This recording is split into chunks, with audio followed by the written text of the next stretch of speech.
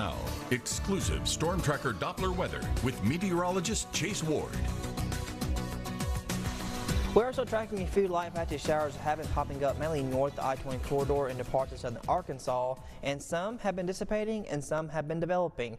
Most of it's going to be relatively brief if you do pick up on anything. Some of it's been hard to make it to the ground due to the dry air hit the surface. Taking a look at the Doppler radar at 841, you can see most activity mainly around El Dorado, pushing up into Bradley and parts of Drew and Ashley County near Hamburg and Monticello. And there was some activity near Oak Grove and into West East Carroll Parish, but that has already dissipated, and there really hasn't been anything south of the I-20 corridor. But like I said, most of this that pops up, you'll probably need your umbrella briefly or have your windshield wipers on for just a few minutes. As we look at the big picture, we got winds out of the southwest, kind of pushing some moisture in the mid-upper levels, high pressure to the northeast, allowing for the winds to be northeasterly, which is kind of pushing some of that dry air into place further north. So temperatures area-wide in the 40s. Monroe's at 44, 42 Ruston, we're at 41 up in Camden. Dew points, as you'll notice, they are a bit lower in the 30s, lower 30s across Arkansas, but more moist air in the 40s just to our south. Now, we'll start to see a change in these dew points as we kind of move forward in the forecast as it start to increase with the potential of seeing some southerly winds. Bust up forecast now, we do have showers this morning, but by this afternoon, most of the showers are out of here and temperatures reaching the 50s area-wide for our daytime highs.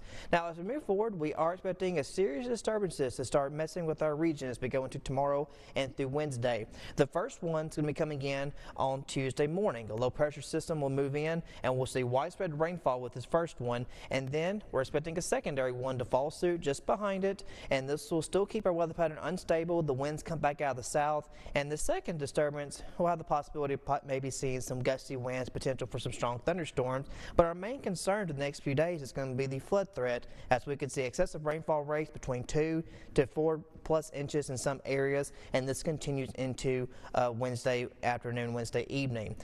Many models indicating we might even see some localized amounts up to near 5 to 6 inches in some spots, especially just up to the northeast from Ridgeland Parish to West East Carroll and Madison. So definitely be careful out on the roadway, especially areas that are prone to flood.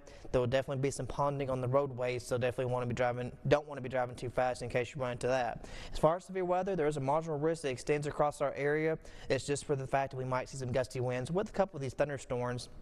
But it's looking like the instability is going to be very limited and probably mostly elevated, and that's the reason why we kind of keep it at marginal risk for now. So today we kind of continue with the cloud cover. Showers will be popping up along the I-30 corridor as we go into tomorrow morning and becoming more widespread throughout much of our Tuesday. And you'll notice we'll have a lot of yellow, a lot of red, indicating heavy rainfall rates. So that's going to be the main problem we're going to see as this continues throughout a good chunk of tomorrow evening, and we might get a very brief window of a break between probably 3 or 4 o'clock Wednesday morning, and then it just fires right back up. And it's this system where down to the southeast, Jonesville, Winsboro, Natchez, Vicksburg might see that gusty wind threat where that marginal risk for severe weather will be for Wednesday. And then Thursday through Friday, we'll get a brief break before another round of strong thunderstorms are likely going into Saturday. There's slight risk for severe weather for a portion of our region for Saturday. It's still some days out. I know the cryogenics parade is Saturday, but we'll be watching, monitoring that as we get closer to the weekend. So today, high 51 degrees with those spotty showers. Tonight, the rain sets in up to the northwest in Arkansas,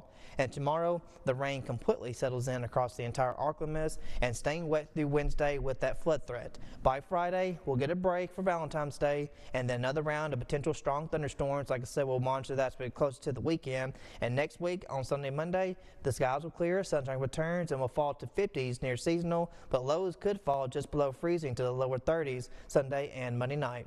So taking right back, watching Fox 14 Morning News.